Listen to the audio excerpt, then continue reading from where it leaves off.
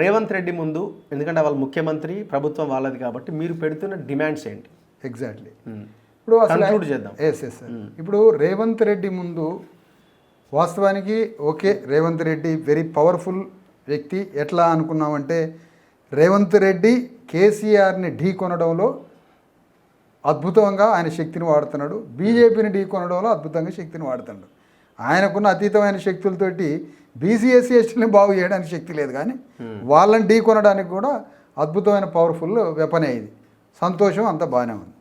ఇక ప్రధానంగా రేవంత్ రెడ్డి తెలంగాణలో ఉన్న పేద మధ్యతరగతి ప్రజలైన 3 కోట్ల మంది బీసీఎస్సీ ఎస్టీల ఆర్థిక సామాజిక జీవితాల్లో అణువంత విప్లవాత్మకమైన మార్పు తీసుకురాలేదు, తీసుకొస్తాడన్న నమ్మకం కూడా మాకు లేదు. ఎందుకు అంటే రేవంత్ రెడ్డి ఒక రెడ్డి క్యాపిటలిస్ట్ల గ్రూప్స్ నుంచి వచ్చినటువంటి ఒక ఆర్టిఫిషియల్ ఇంటెలిజెన్స్ లాగా ఏఐ సీఎం. ఆయన కృత్రిమ సీఎం, ఆయన కృత్రిమ సీఎం. ప్రజల గుండెల్లో నుంచి ఉద్యమ నిర్మాణంగా ప్రజల మౌలిక మార్పును తెచ్చే విప్లవ నాయకుడు కాదు, కృత్రిమ సీఎం.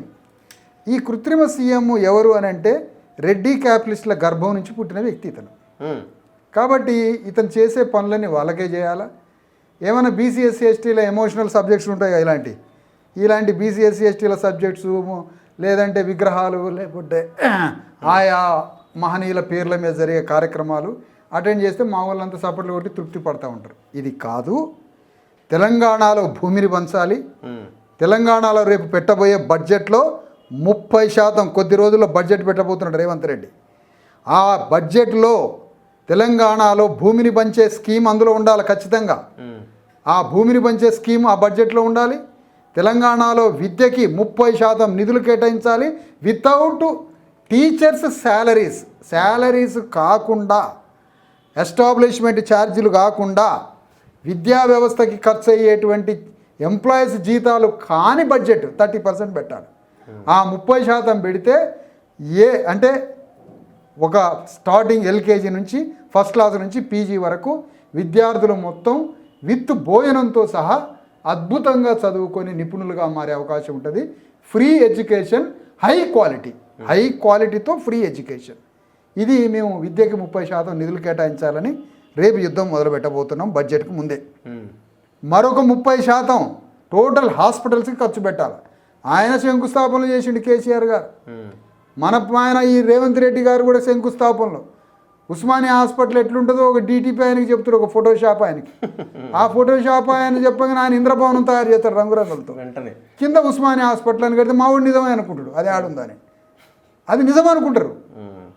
అది కాదు, మొత్తం మేము చెప్పాను కదా, 33 జిల్లాలకి 33 హాస్పిటల్స్ రింగ్ రోడ్డు చుట్టూ కట్టాలి. పెన్షన్లు ఎట్లా ఇవ్వాలి, కళ్యాణ లక్ష్మి ఎట్లా ఇవ్వాలి అని అంటే తెలంగాణలో రైతు బంధు, తెలంగాణలో ఎగ్జాక్ట్లీ తెలంగాణ. ఇప్పుడు మనకి మునుగోడు ఎన్నికల్లో బ్రిటన్ ఎన్నికల కన్నా ఎక్కువ ఖర్చు అయింది, 400 కోట్లు అనుకున్నాగా. మరి 400 కోట్లు ఖర్చు పెట్టినటువంటి స్థాయిలో ఉన్నటువంటి వీళ్ళ దగ్గర ఏ ట్యాక్స్ రుసులు చేస్తారో, ఎట్లా రికవరీ చేస్తారో చేస్తే వీళ్ళకి ఆ డబ్బులన్నీ వస్తాయి. సలహా కావాలంటే మమ్మల్ని అడిగితే చెప్తాం ఎట్లా డబ్బులు రావాలి గవర్నమెంట్కి. విద్యకి 30%, వైద్యానికి 30%, ఉపాధికి 30% కేటాయించాలి. అన్ని దేశాలకు పోయి దావోస్ పర్యటనలు చేసి ఆడికి పోయి ఈడికి పోయి ఇగో పెట్టుబడిదారు ఉద్యోగాలు వస్తున్నాయి, ఇగో పెట్టుబడులు వస్తున్నాయి అంటే ఈ మధ్య మావాడు ఒక లెక్క చేసిండు. ఈ 7-8 మంది ముఖ్యమంత్రులు దావోసులు పోయి రావటం, పెట్టుబడులు వస్తున్నాయి, ఇన్ని ఉద్యోగాలు వస్తున్నాయని లెక్క చేస్తే 4 కోట్ల ఉద్యోగాలు వచ్చినాయి. వీళ్ళు ప్రకటించిన ఉద్యోగాలు లెక్క చేస్తే తెలంగాణ జనాభా కన్నా ఎక్కువ వచ్చినాయి ఉద్యోగాలు అంటున్నా. ఇది సంగతి. అందుకని మేము అడిగేది రేపటి బడ్జెట్లో 30% ఉపాధికి బడ్జెట్ కేటాయించండి, ఎడ్యుకేషన్ కేటాయించండి, వైద్యానికి కేటాయించండి, భూమిని పంచండి అనే డిమాండ్ రేవంత్ రెడ్డి గవర్నమెంట్ మీద పెడుతున్నాము. నెక్స్ట్ బీసీఎస్సీ ఎస్టీలకి 70% మరి రిజర్వేషన్స్ తమిళనాడులాగా పెంచాలని కోరుతున్నాము. దానికి సంబంధించిన డాక్యుమెంట్ అంతా ఈశ్వరయ్య గారు వాళ్ళు తయారు చేస్తున్నట్టుగా తెలుస్తుంది. ఇంకా పెద్ద మనుషులంతా బీసీ నాయకులంతా కూడా ఓకే, అదొక ప్రాసెస్. అది జరిగినా జరగకపోయినా పోరాటాలు మాత్రం దీని మీద తప్పకుండా జరుగుతాయి.